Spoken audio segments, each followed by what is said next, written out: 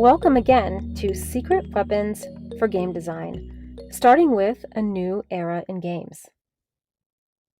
Thanks to rapid advancement in technology, we're moving into a new era of gaming, and it is fundamentally different than before and pretty amazing. In 2020, digital and streaming experiences have become a large part of life across the globe. Video games specifically are now a market with 2.7 billion participants globally who spend over 150 billion annually, according to one estimate. And thanks to streaming, the experience of playing digital games is changing too. Games are no longer only one-off hits with linear storylines and finite hours of gameplay. Games are now living franchises, streaming from the cloud, with vast online game worlds that are constantly being updated with new content, and where the players themselves are now co-creators. And there is now a massive interest in watching clipped and streamed gameplay on sites like YouTube and Twitch. Games must now be very watchable to be successful. Did you know that 50 billion hours of gameplay were viewed on YouTube alone in 2018? And digital games are now their own technology platform. They're not just games, but a place to be, watch, hang out, connect, and create, which is why they are also a foremost battleground for big tech companies. These new gaming platforms are broad-reaching, especially some of the current popular streaming game worlds like Fortnite and Minecraft. The games on streaming platforms allow game developers to reach many more players than ever before. Earlier this year, Phil Spencer, head of gaming for Microsoft, mentioned the goal of reaching 7 billion people. He said, "I don't want to be in a fight over format wars with those guys," referring to Sony and Nintendo, while Amazon and Google are focusing on how to get gaming to 7 billion people around the world. Ultimately, that's the goal. And games are leveraging rapidly evolving technologies, such as vision and optical technologies like cameras, sensors, and artificial intelligence or AI. These technologies not only enhance what games can do and their overall power, but they also expand the amount of devices that we use to play games. We've got consoles, laptops, mobile devices, virtual reality headsets, augmented reality, and ubiquitous computing, and many more. Along with new devices comes a wide range of input modalities used to play and interact with the games. Here I am referring to controllers, touchscreens, gestural interfaces where you might move your hands or arms, or even full body motion, or your voice.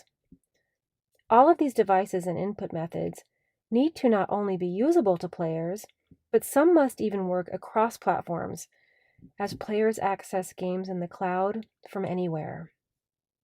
We are now a few years into the development of augmented reality games, or AR games, which are playable using mobile phones with embedded cameras. Examples of popular AR games include Pokemon Go and AR Dragon.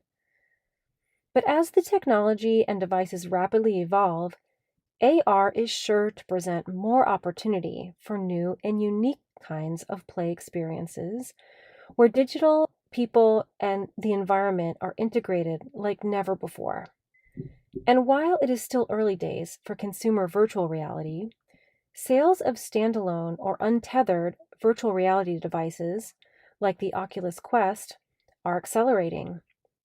The public's interest remains pretty steady in VR and what's in store for the future with this platform for gaming and entertainment overall. VR is also proving to present some opportunity for new kinds of immersive and interactive entertainment. We're starting to see VR games which integrate puzzles and escape rooms, co-op play, live hosted entertainment, and even theater to create something totally new, a kind of broader, immersive entertainment experience.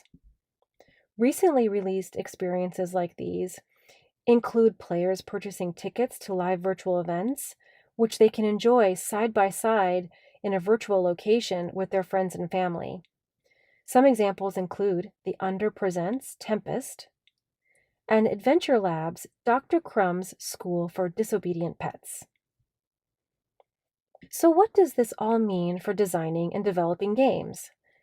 This is to say that it's going to take a fundamentally different approach to building and designing digital games in this new era, including a broader lens to understand a fundamental shift in what it means to play a digital game, how players interact with the game and each other, and even new possibilities for different kinds of participation. And thoughtfulness will be required to address the new risks that exist with new kinds of interactive experiences because there are not yet established conventions or successful examples to copy from. Game developers will need to keep up to understand the constantly changing needs and expectations of players as their devices and the content that they are used to changes and evolves. And teams will need to be able to respond rapidly, all the while making games that are accessible, enjoyable, allow players to express themselves, and meet a broad variety of player needs. This is actually similar to the model that software development has been using for decades. The good news is we can draw from lessons from both traditional game development and high-tech and software development to help us navigate these new waters and develop games that are innovative, usable, fun, and ultimately successful with players. In upcoming sections, we'll cover the game design process and how to conduct playtesting. And later, we'll outline some secret weapons, which are actually research and design methods that any design team or project can use to make games and interactive experiences that incorporate the latest technology and are usable and enjoyable by as many players as possible.